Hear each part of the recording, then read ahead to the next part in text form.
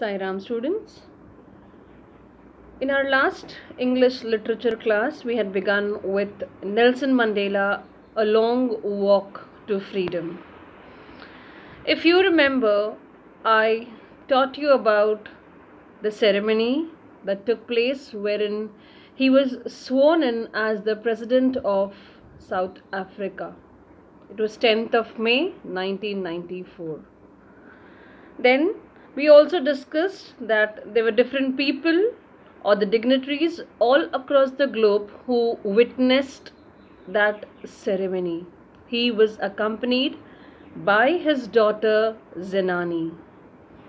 Then we also spoke about the chevrons of Impala jets. I showed you the smoke trail that they left, and the people also sang two national anthems, one of the whites and one of the blacks.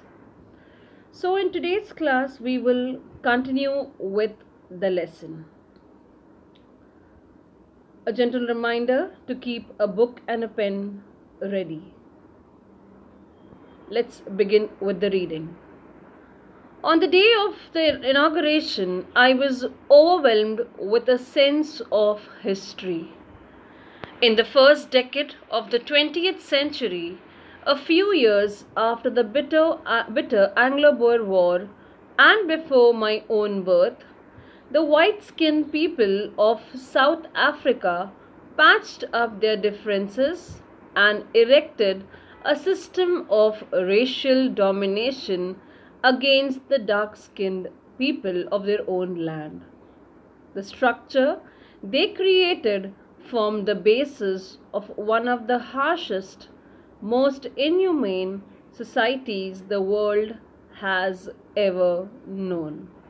Now, on the day of inauguration, I was overwhelmed with the sense of history. He was thinking about the past, what he and the other freedom fighters went through. He says that in the first decade of the 20th century. Now, when I say the first decade of the 20th century, I am speaking about the year 1901 to 1910. Okay, the first decade of the 20th century, a few years after the bitter Anglo-Boer War and before my own birth, which means at that time Nelson Mandela was not born. So what happened during this time period? There was a war between the Africans and the English people. This war, that is the Anglo-Boer War that took place between the English and the Africans, it resulted into the apartheid system.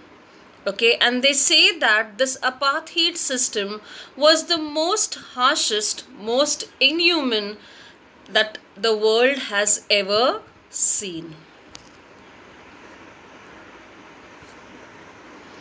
Now, in the last decade of the 20th century and my own 8th decade as a man, that system has been overturned forever and replaced by one that recognized the rights and freedom of all peoples, regardless of the color of the skin. That day had come about through the unimaginable sacrifices of thousands of my people. People whose suffering and courage can never be counted or repaid. I felt that day, as I have on so many other days, that I was simply the sum of all those African patriots who had gone before me.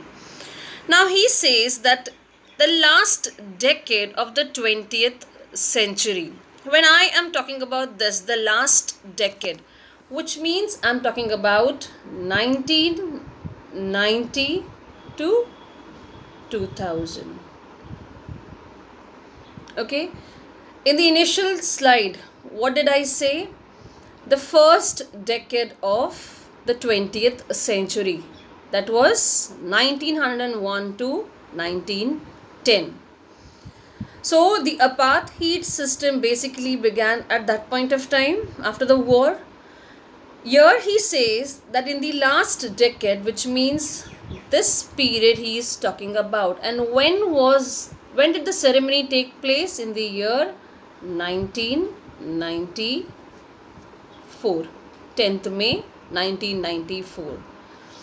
So, and my own 80th decade as a man. 80th decade means he was 80 years old. Okay, that system had been overturned. Overturned means that that system was completely changed, and was changed forever. And how was it, and with what was it replaced? It was replaced with one system that recognized the rights and freedoms of all people, irrespective of their color of the skin. So the apartheid system was completely abolished. Now people had the right to choose their representative, and that is what they did. They elected Nelson Mandela to be the president of their country. That day had come about through the unimaginable sacrifices of thousands of my people. People whose suffering and courage can never be counted or repaid. Now he says that it was not Nelson Mandela alone. It was not he alone who fought against this apartheid system. There were many people before him. And today, whatever they were seeing, whatever they were experiencing is not only because of him. It's because of the unimaginable sacrifices that thousands of people had done before him. I felt that day, as I have on so many other days, that I was simply the sum of all those African patriots. So yes, of all those people who had fought before him or fought with him against the apartheid system. Proceeding further, that long and noble line ended and now began again with me. I was pained that I was not able to thank them, and that they were not able to see what their sacrifices had wrought. The policy of apartheid created a deep and lasting wound in my country and my people. All of us will spend many years, if not generations, recovering from that profound hurt. But the decades of oppression and brutality had another unintended effect, and that was that it produced the Oliver Thambos, the Walter Sisulu, the Chief Littlus, the Yusuf Dadus, the Bram Fishers, the Robert Sobukwe of our time.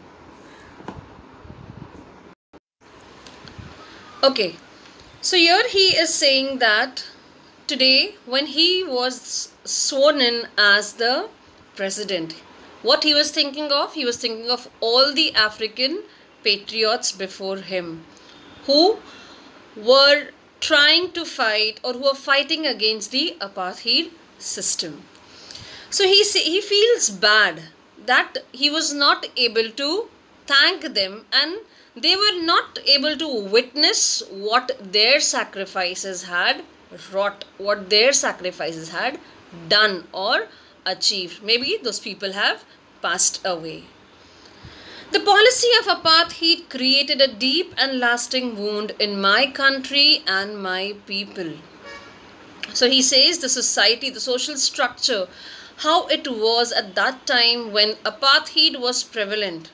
Okay, it has created a deep and lasting wound. Okay, people will not forget how the dark-skinned people were treated by the whites. So he says that this wound cannot be forgotten by my people.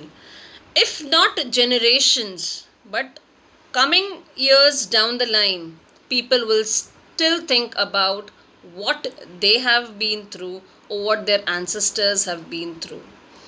But the decades of oppression and brutality had another unintended effect, and that was. So he's saying it's only because of this oppression that the whites had done on the blacks. South Africa could produce people like Oliver Tambos, Walter Sisulu, the Chief Littlus, the Yusuf Dadus, the Bram Fishers, and the Robert Sobukwe's of that time. So he is saying it's just because of the oppression by the whites on the blacks we could produce, or South Africa could produce, such patriots.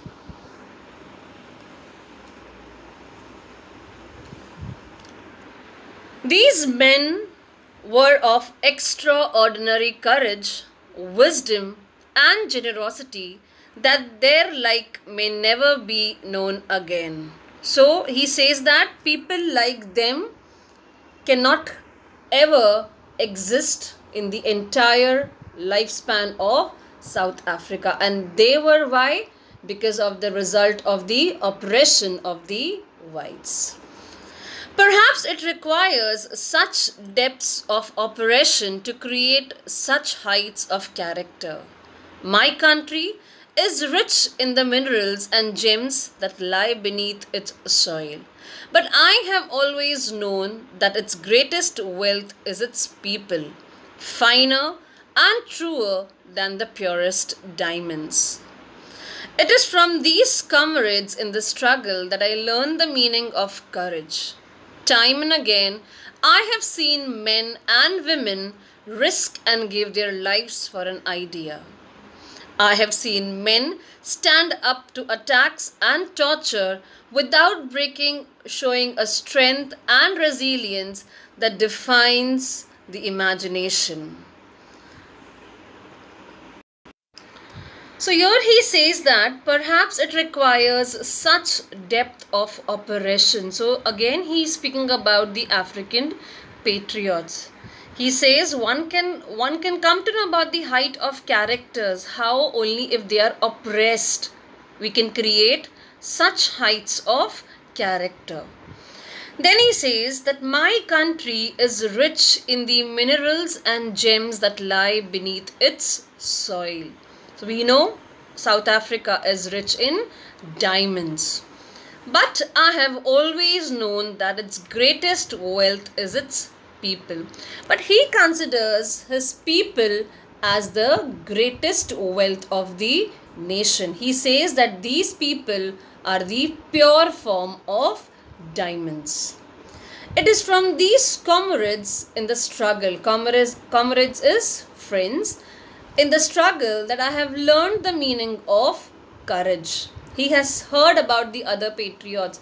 He has seen the other people or the other patriots fighting for their nation. So from there he has learned the meaning of courage. Time and again I have seen men and women risk and give their lives for an idea.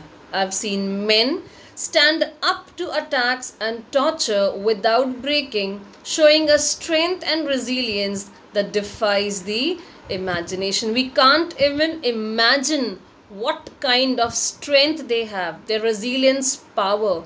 We must have heard about Chandrasekhar Azad, Rajguru, Sukhdev. We must have seen their movies, how they were. The Britishers tried to break them, but they didn't budge. Okay, so similar was the case with the African patriots also. They had so much of courage. They had experienced so much of torture from the whites, and that is how they became strong. What is resilience?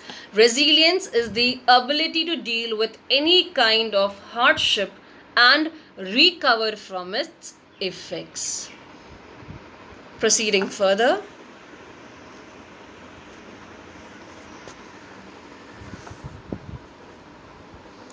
I learned that courage was not the absence of fear, but the triumph over it. The brave man is not he who does not feel afraid, but he who does conquer that fear. No one is born hating another person, because of the color of his skin or his background or his religion. People must learn to hate, and if they can learn to hate, they can be taught to love. For love comes more naturally to the human heart than its opposite. Even in the grimmest time in prison, when my comrades and I were pushed to our limits, I would see a glimmer of humanity in one of the guards, perhaps just for a second, but it was enough to reassure me and keep me going. So, what did he learn? He learned that courage was not the absence of fear. Then, what is courage? Yes, it's the triumph. Triumph is victory over fear. Who is a brave man? The brave man is not he who does not feel afraid, but a brave man is the one who can conquer his fear.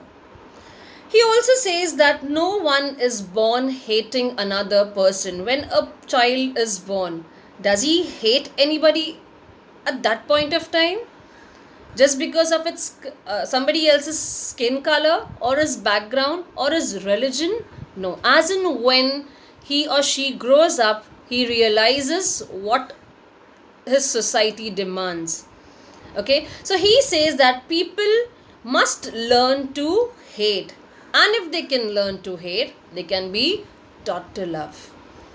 People, they do not hate on their own. They are taught to hate others on the basis of the color, on the basis of the background, on the basis of religion. So he says if people are taught to hate, people can learn to love as well. Why? And he also says that learning to love is more easier than learning to hate.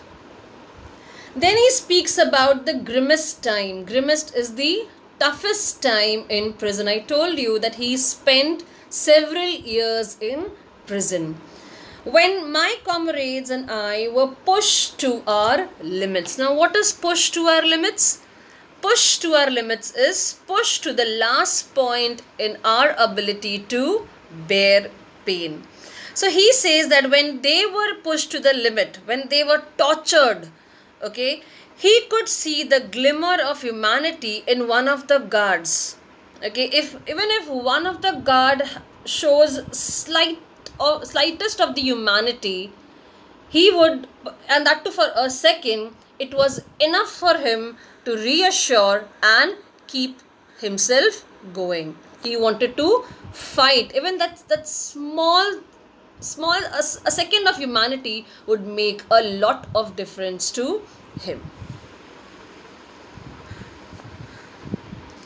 Man's goodness is a flame that can be hidden but never extinguished. In life, every man has twin obligations. Obligations to his family, to his parents, to his wife and children. And he has an obligation to his people, his community, his country. In a civil and humane society, each man is able to fulfill those obligations according to his own inclinations and abilities. But in a country like South Africa, it was almost impossible for a man of my birth and color to fulfill both of those obligations. In South Africa, a man of color who attempted to live as a human being was punished and isolated. So here he says that man's goodness is a flame which can never be extinguished. It can be hidden, but one cannot extinguish it. Then he says that in life, every man has twin obligations. Obligations is duties. Obligation towards his family, towards his parents, towards his wife and his children. That is one type of obligation, one type of duty. But he also has his duty towards his people, towards his community and towards his nation, towards his country. In a civil and humane society, each man is able to fulfill those obligations according to his own inclinations and abilities. Inclination is natural tendencies of behavior. So, in a normal society, okay, where the rules are equal, rules and regulations are equal for everyone around, it's easy to fulfill both your obligation, fulfill both your duties. But in a country like South Africa, it was impossible for a person like Nelson Mandela, or not only for Nelson Mandela, but for any other person who had similar color. Nelson Mandela was black. Okay, he had dark skin. So he is saying that any person who had similar skin, it would be difficult for that person to fulfill both his obligation. In South Africa, a man of color who attempted to live as a human being was punished and isolated. It was very difficult at that point of time. In South Africa, a man who tried to fulfill his duty to his people was inevitably ripped from his family and his home and was forced to live a life apart, a twilight existence of secrecy and rebellion. I did not, in the beginning, choose my place, my people above my family. But in attempting to serve my people, I found that I was prevented from fulfilling my obligations as a son, a brother, a father, and a husband. I was not born with a hunger to be free. I was born free, free in every way that I could know. Free to run in the fields near my mother's hut, free to swim in the clear stream that ran through my village, free to roast mealies under the sky and ride the broad back of slow-moving bulls. So we have read in the last slide that a person who wanted to live like a human being. Live like a human being means a person who wants to fulfill both his obligations towards his nation and his family. It was impossible for that at that point of time for people like Nelson Mandela. In that, when he tried to fulfill his obligation towards his nation, he was inevitably means he was unavoidably ripped from his family and home and was forced to live apart. So they were forced to stay away from their family and they were considered to be rebels. Okay, and they were put behind the bars. That's the reason Nelson Mandela had to stay in prison for so many years. Why? Because he was fighting against the Britishers. He was fighting against the English. I did not in the beginning choose to place my people above my family. But in attempting to serve my people, I found that I was prevented from fulfilling my obligations as a son, brother, as a father and a husband. So he says that I didn't choose to place my place my nation before my family. But when he decided to serve his people first, he found that he was prevented, he was not allowed to fulfill his obligations as a son, as a brother, or as a family man. I was not born with a hunger to be free. I was born free, free in every way that I could know. So he says it was not from childhood that he was fighting for this hunger of freedom. He was born free. He was free in every possible way. He was free to run in the fields near his mother's hut. He was free to swim in the river that ran through his village. He was free to roast mealies. Mealies is your corn under the stars and ride on the backs of the bull. So he was He didn't fight for freedom from his childhood. It was later on when he realized what was happening, he fought for freedom of not only of himself but for the other people as well. As long as I obeyed my father and abided by the customs of my tribe, I was not troubled by the laws of man or God. It was only when I began to learn that my boyhood freedom was an illusion, when I discovered as a young man that my freedom had already been taken from me, that I began to hunger for it. At first, as a student, I wanted freedom only for myself.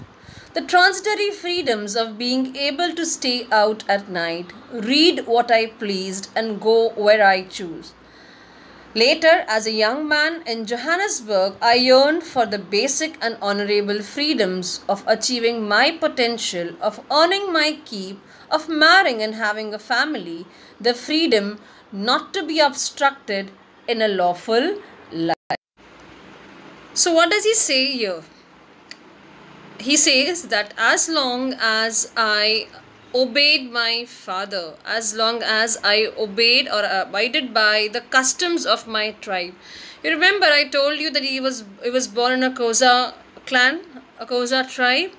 So till the time he followed all the rules and regulations of that tribe, he was not troubled by any other law of man or God. But then, as and when he grew up, okay, he understood that his freedom was illusion. What is illusion? Something that appears to be real but is not. So when he was small, he could freely move here and there. He was abiding by the rules and regulation of the tribe. But then when he grew up, okay, that is when he realized that his freedom is just an illusion. When I discovered as a young man that my freedom had already been taken from me, that I began to hunger for it. That is when he got this hunger for his freedom. At first, as a student, I wanted freedom only for myself. He was very young at that time. He just wanted freedom for himself because he couldn't live in that society with so many restrictions. The transitory freedoms of being able to stay out at night, read what I pleased, and go where I chose. So he says transitory is not permanent. He wanted to do things like he wanted to stay out at night. He wanted to read what he wished to, and he wanted to go wherever he wanted to. So he wanted all these basic rights when he was growing up. Later, as a young man in Johannesburg, I yearned for the basic and honorable freedom. To yearn is to long for something. So what did he long for? Basic freedoms. Freedoms of what? Achieving my potential, to get what you deserve. Then of earning my keep, to earn one's keep. It's an idiom. So what does that mean? You perform a duty or a work in return of something. Of marrying and having a family. So he says that all these freedom, all these things he wanted, and he says that it should not be obstructed in a lawful life. These are some basic rights of a man which he was not getting as he was growing up. So he was fighting for all these things. He had hunger for such things. Proceeding further. But then I slowly saw that not only was I not free, but my brothers and sisters were not free. I saw it was not just my freedom that was curtailed, but the freedom of everyone who looked like I did. That is when I joined the African National Congress, and that is when the hunger for my own freedom became the greater hunger for the freedom of my people. It was this desire for the freedom of my people to live their lives with dignity and self-respect that animated my life, that transformed a frightened young man into a bold one, that drove a law abiding attorney to become a criminal, that turned a family loving husband into a man without home, that forced a life loving man to live like a monk. Here he says that as and when time passed, he understood that it was not his freedom that was curtailed, that was reduced. It was freedom of all his brothers and sisters who looked like him. Looked like him means, students, it's the color of the skin that I am talking. Yes. So I saw that it was not just my freedom that was curtailed, but the freedom of everyone who looked like I did. That is when he joined the African National Congress, and that is when the freedom of his people was more important than freedom of himself. Initially, he earned for his freedom. He wanted to be free. But then as and when he was growing up, he realized that people around him who looked like him, they were also not free, and that is when that hunger increased. He was more greedy for the freedom of his people who looked like him, than his own freedom.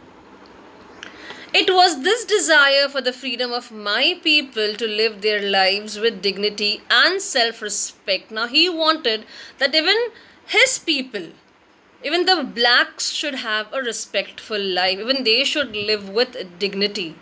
That is when his entire life transformed. How was he initially? Frightened. He's saying that he was a frightened young man. He turned into a bold one. He was a family loving man, okay, and he turned into a person who was not having a house. You remember twin obligations towards his family and his people. So either of the one, he decided, let me fight for my people. Then he was a law abiding attorney. He was a lawyer who used to follow all the rules and regulation, and he says that he became a criminal. Not actually a criminal, but he was put behind the bars because he fought for the people. And then he was forced to live like a monk. He was a family man, but he gave up his family to fight for his people. He used to live like a monk. I am no more virtuous or self-sacrificing than the next man. But I found that I could not even enjoy the poor and limited freedoms I was allowed when I knew my people were not free. Freedom is indivisible. The chains on any one of my people were the chains on all of them. The chains on all of my people were chains on me. I knew that the oppressor must be liberated just as surely as the oppressed. A man who takes away another man's freedom is a prisoner of hatred. He is locked behind the bars of prejudice and narrow-mindedness. I am not truly free if I am taking away someone else's freedom just as surely as I am not free when my freedom is taken from me. The oppressed and the oppressor alike are robbed of their humanity. So what does he say here? He says that I am no more virtuous or self-sacrificing than the next man. He says that everybody over there has sacrificed a lot. I cannot say that I have sacrificed the most. Everybody has sacrificed a lot in their lives. But I found that I could not even enjoy the poor and limited freedoms as I was allowed when I knew my people were not free. So this shows the love that he had for his people. He says, I could not enjoy freedom. Why? Because I know my people are not free. Okay, and he also adds that freedom is indivisible. We cannot divide freedom. Okay, if one person is free, he has to be set free completely. Freedom is indivisible. The chains on one the chains on any one of my people with the chains on all of them. If even one person, his rights were curtailed, it would be that the entire clan, entire people, their rights were curtailed.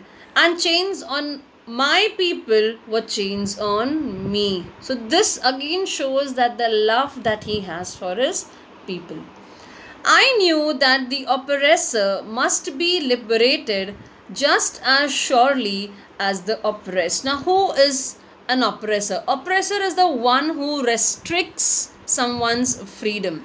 In this case, we are talking about the whites. The whites were the oppressor and the blacks were the ones who were oppressed. So he says that the oppressors also should be set free. They should also be liberated. A man who takes away another man's freedom is a prisoner of hatred. A man who takes away another man's freedom. The whites had taken away the blacks' freedom. He says that even they are prisoners of hatred. They had immense hatred towards the blacks. He is locked behind the bars of prejudice and narrow-mindedness. What is prejudice? You have a strong dislike without any reason. So that person's heart is full of prejudice. You dislike someone because of no reason. And plus the person is very narrow-minded. I am not truly free if I am taking away someone else's freedom. He says, I will not be free if I take away someone's freedom. Just as surely I am not free when my freedom is taken from me. The oppressed and oppressor alike are robbed of their humanity. So he says that the person who is troubling others and the people who are being troubled by others, both have to be liberated. And when you hate someone, okay, for no reason, obviously even you are in the chains of prejudice. Okay, even you have to be set free. Even you have to be told what is right and wrong. Even that is not a right type of freedom when you oppress others. So with this we come to an end of this lesson, students. So what have we learned basically from this lesson? When you have a strong willpower, strong determination to do something, yes, you can achieve things in your life. You have to be dedicated towards your goal. And that is what Nelson Mandela did. He was very sure. He fought for his people. He spent so many years behind the bars for his people.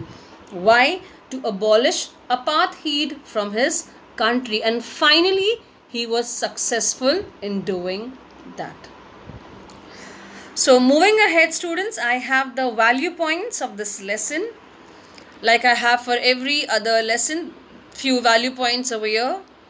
Kindly go through.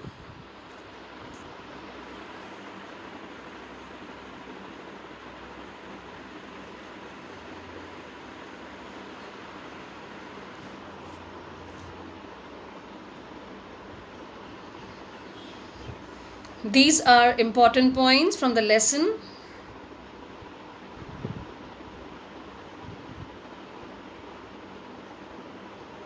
And I have a few pictures of the African patriots that I discussed. You remember about the Oliver Tambo? Then we have Walter Sisulu, Chief Lithilis, his name was Albert. Then we have the Yusuf Dadus, Bram Fisher and Robert Sobukwe. These African patriots who were born on the African soil and who have equally contributed for the abolishment of apartheid system from South Africa. So with this we finally come to an end of your lesson number 2 That is Nelson Mandela, A Long Walk to Freedom. Now students, with this video link, there is one more link which will take you to some set of questions which need to be answered. Read the questions carefully before you answer them. Once you're done, don't forget to submit. Until we meet next time, you'll take care of yourselves. Sai Ram. Bye-bye.